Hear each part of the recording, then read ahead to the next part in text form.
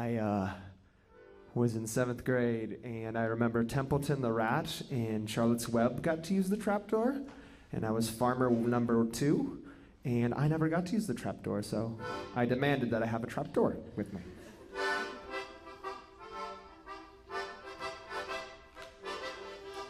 Okay, I don't really know how to play this thing. I got it last week. But the main point is my grandfather loved polka. Now, Grandpa loved to drink the alcohol, and he also would watch boxing. And I remember as a boy sitting at his feet as the color TV was on. It was a novelty back then. And we would watch him yell at the TV and yell at the different people who were key boxers. Now, I just remember that he loved polka music, and while we try to imagine our grandparents as being, people who during the war were, the blues generation and this and that, let's be honest, he was listening to polka music, and he would shout it, he would scream it out loud, and we used to be able to do things at Grandpa's house, and these things used to be like this.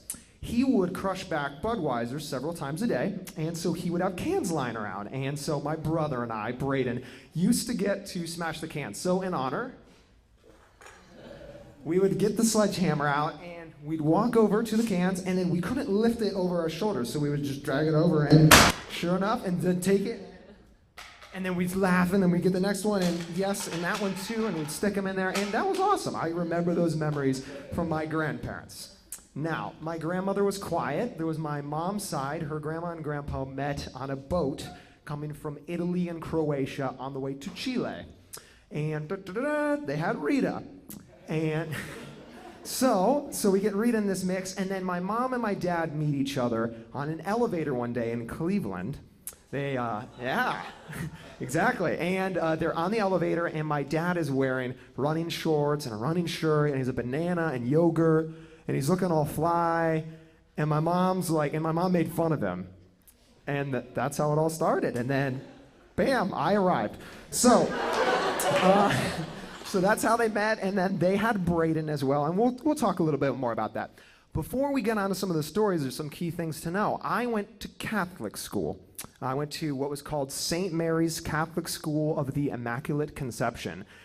None of us knew what the last 2 words meant at all, and we wouldn't learn that until 5th grade, but we went to St. Mary's, and we had to tuck our shirts in and wear the shoes and the pants like most kids did. They were special pants and shoes.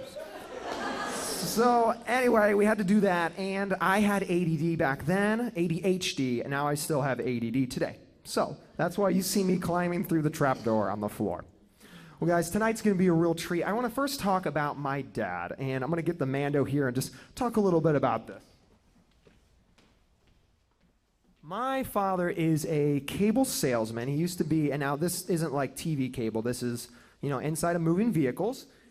And my dad would go around the country, and he would sell cable for different companies. Well, when I was younger, I was, smart enough to know, okay, Dad's not here sometimes. He was gone for a couple days and then home for a week. But he knew it was smart enough, thanks, Dad, to not just be like clueless, to not leave me clueless about it.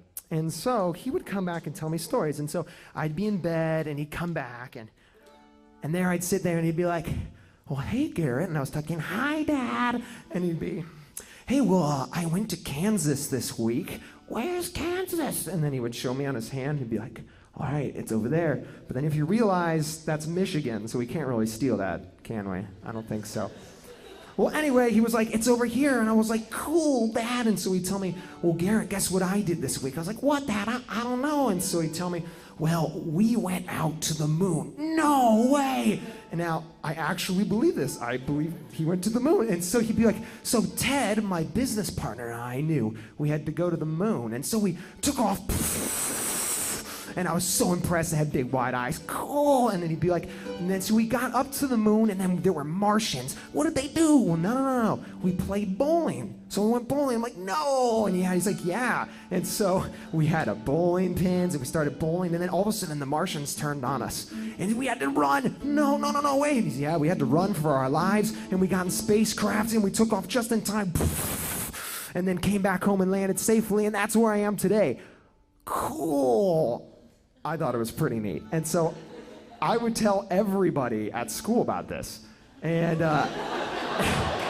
including my teachers and then my college professors and doctors. And anyway,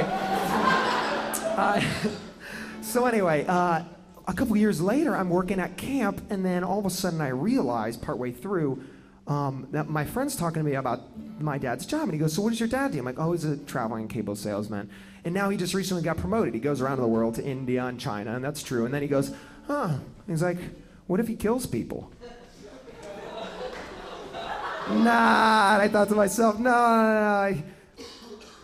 And then I thought to myself again, like, he could have been just making those stories up the whole time.